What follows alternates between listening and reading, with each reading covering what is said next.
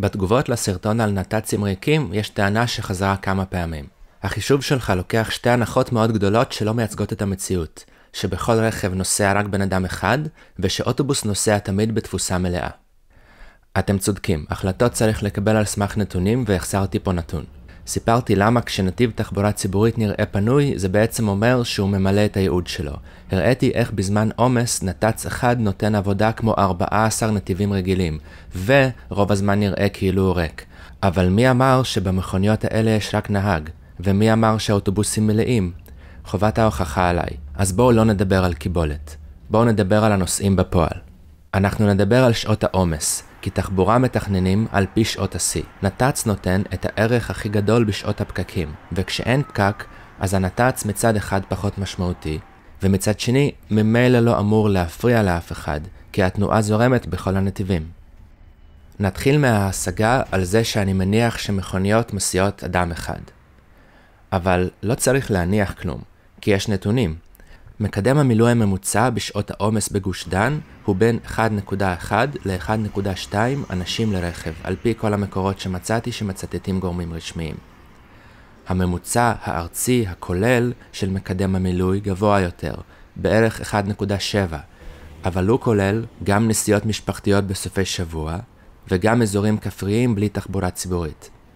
במרכז הארץ, בדרך לעבודה וממנה, כמעט כולם נוסעים לבד, והנתון הזה בטח לא מכה אתכם בהלם אם אי פעם הסתכלתם סביבכם בפקק. ברוב המוחלט של המכוניות, 80 או 90% מהן, יש רק נהג. זה גם לא ישתנה, ועל זה אדבר בסוף. ההשגה השנייה מעניינת יותר. הזכרתי שאוטובוס יכול להכיל בין 60 ל-140 איש. אבל כמה אנשים נוסעים בו באמת? יכול להיות שכשצילמתי את זה הייתי לבד? למזלנו אתם לא צריכים לסמוך עליי שאזכור, כי משרד התחבורה מפרסם את נתוני התיקוף, כלומר התשלום באוטובוסים, לפי פילוחים שונים. אחד האתרים שמציגים את הנתונים נקרא מערכת טילטן, ואתם יכולים להיכנס אליה. את הסרטון הזה צילמתי ביום שלישי לקראת 7 בערב. ביום שלישי בין 6 ל-7 בערב עוברים בדרך נמיר צפונה 2001 נוסעי אוטובוס בשעה. משרד התחבורה מפרסם גם נתוני ספירת תנועה של כלי רכב. על פי הספירה האחרונה, בין 6 ל-7 בערב, עוברות את הצומת הזה ישר 908 מכוניות, שזה 300 בכל נתיב. עכשיו זאת לא סתם קיבולת, אלה נתוני התיקוף. בנתיב אחד עוברים בפועל פי 2 אנשים משלושת הנתיבים האחרים גם יחד. 70% ממי שעובר בדרך נמיר עובר באוטובוס, אבל יש לנו רק נתיב אחד מתוך 4. הנתיב האחד הזה עובד בקיבולת של 6 נתיבים רגילים. והביזיון פה הוא שאחרי צומת פנקס הנת"צ נעלם, ואז 30% מהאנשים ממלאים ברכביהם הבזבזניים 100% מהכביש. תראו איך זה משתקף במהירות האוטובוסים. לפני הצומת האוטובוסים נוסעים ב-30-40 קמ"ש, אחרי הצומת 9-16 קמ"ש, יחד עם שאר הפקק. זה לא אומר שכל האוטובוסים מלאים. אנחנו מדברים על שעות השיא. אותן שעות שבהן יש פקקים, הן אותן שעות שבהן האוטובוסים מלאים. ויש קווים פחות מוצלחים. יש אפילו קווים שצריך לבטל ולהעביר את המשאבים שלהם לקווים אחרים.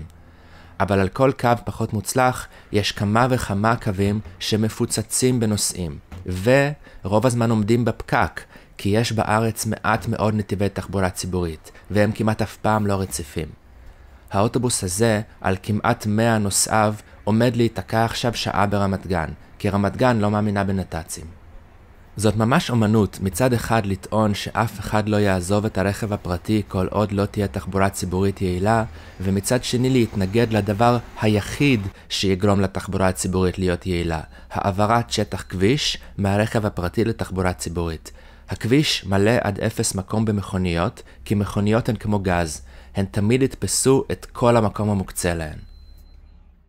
לפני כמה ימים התבשרנו על ההחלטה להפסיק בפועל את האכיפה בכביש 2 בין מחלף נתניה לפולג בשעות העומס כדי לאפשר תנועה זורמת, שזה בעצם אומר לעודד נסיעה ברכב פרטי. בקטע הזה עוברים בבוקר מעל 1,300 נוסעי אוטובוס בשעה, ואחרי פולג מעל 3,000 נוסעי אוטובוס בשעה. מי יסבול מזה שאין נתיב מהיר? רוב הקווים שם זה קווים מצפון הארץ, מחדרה, עפולה, נוף הגליל, קריית שמונה. בלי נתיב מהיר לא תהיה דרך מהירה להגיע מהערים האלה לגוש דן.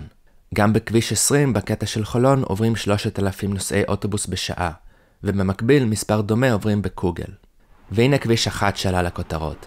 בשעות הבוקר עולים בתחבורה הציבורית בכביש 1 בין 4,000 ל-6,000 איש בשעה, ואף על פי כן, בכל רגע שתביטו בנתיב הוא כנראה יראה לכם ריק מאוטובוסים, כי עוברים בו רק 2 אוטובוסים בדקה, לעומת 80 מכוניות לדקה, שנוסעות סביבם ולצערי גם בנתיב עצמו, רבות מהן עם נוסע אחד, כי לא נראה שיש פה אכיפה.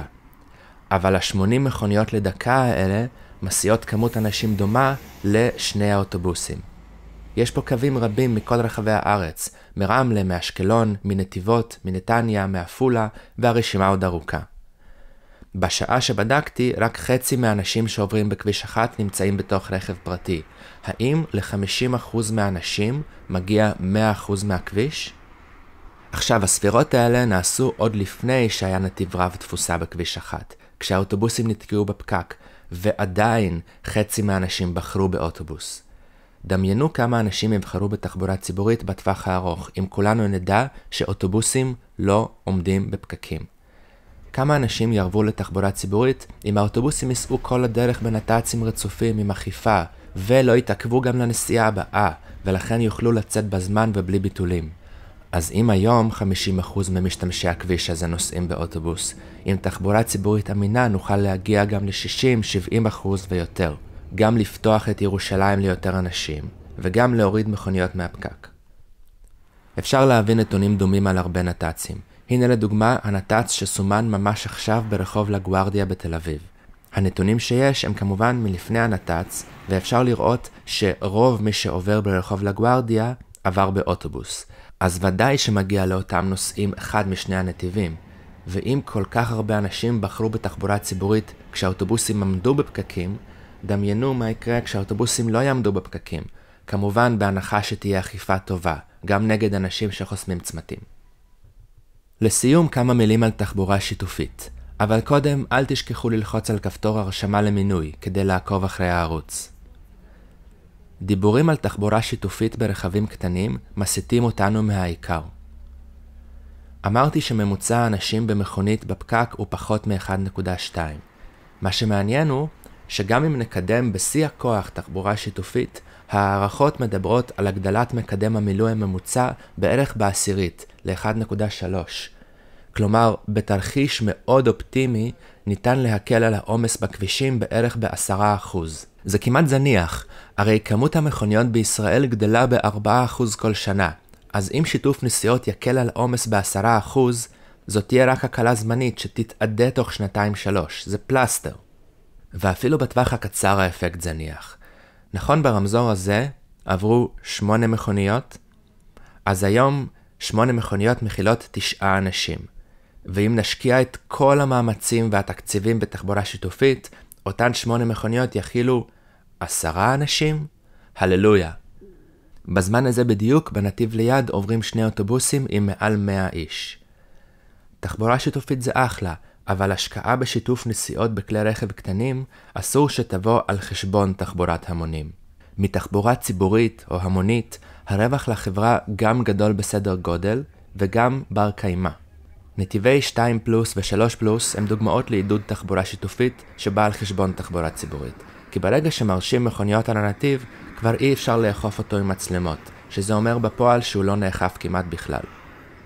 חוץ מזה, כל המודלים של מונית שיתופית או גמישה, בבל, אובר אקס, כשלו כישלון חרוץ, גם בארץ וגם בעולם, ומסיבה טובה.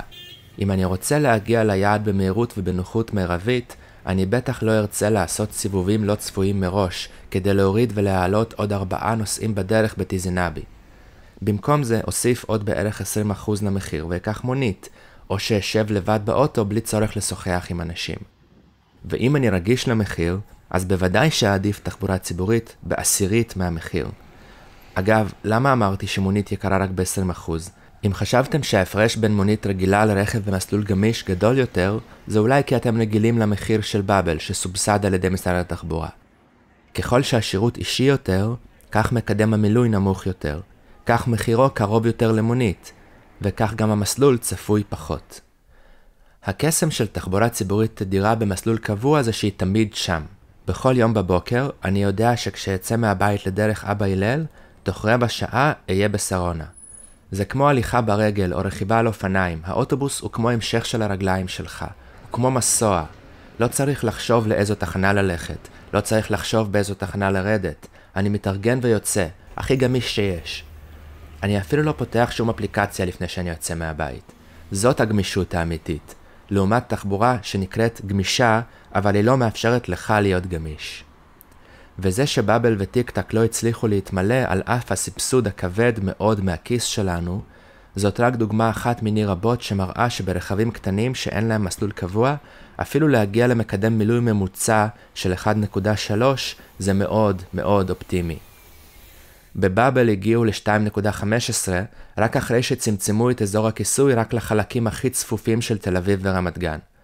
בטיק-טק הגיעו ל-0.7, שזה ניצול שטח כביש גרוע יותר מרכב פרטי. גם בשאר העולם מיזמים שיתופיים לרוב שורדים רק מסבסוד או של המדינה או של משקיעים, ואפילו אם הסבסוד לא מצליחים להתמלא. וזה כמה שנים מאז שאובר קיים? ולכן רוב המכוניות הפרטיות, כולל מוניות ודומיהן, לעולם יסיעו אדם אחד או שניים, והדרך היחידה להתמודד עם המשבר התחבורתי היא רשת קווים אמינים ותדירים, שתמיד נמצאים שם, בלי הפתעות. ורשת קווים כזאת חשוב לסבסד, כי היא מנצלת את הכביש הרבה יותר טוב, ויוצרת ערים טובות יותר, והיא כן בת קיימה. נון ב' על רקע שירת התנים בפארק. הסרטון הזה יצא קצת מתמטי, כאילו כל מה שאנחנו עושים פה זה חישובי יעילות, איך להקצות נתיב, כמה אנשים להעביר, אבל זה לא רק יעילות, זה לא רק מתמטיקה. לתכנן עיר סביב תחבורה ציבורית זה לתכנן עיר שאנשים הולכים בה ברגל ועושים ספורט על הדרך. זה לתכנן עיר שבה הכל נמצא קרוב, וגם כשמחליפים אוטובוס אז מחליפים ליד סופר, ליד חנויות, במקום נעים. לתכנן עיר סביב תחבורה ציבורית שבה התחבורה הציבורית יעילה ומזמינה, זה לא סתם לתכנן עיר שאפשר לגור בה או לנוע בה. זה לתכנן עיר שכיף לחיות בה. אז שנלך רק קדימה ולא אחורה, ונקבל החלטות על סמך נתונים. תעקבו אחרי ערוץ עיר לחיות בה כדי לראות עוד סרטונים, בברכת נתיבי תחבורה ציבורית מרובים, רציפים ופנויים.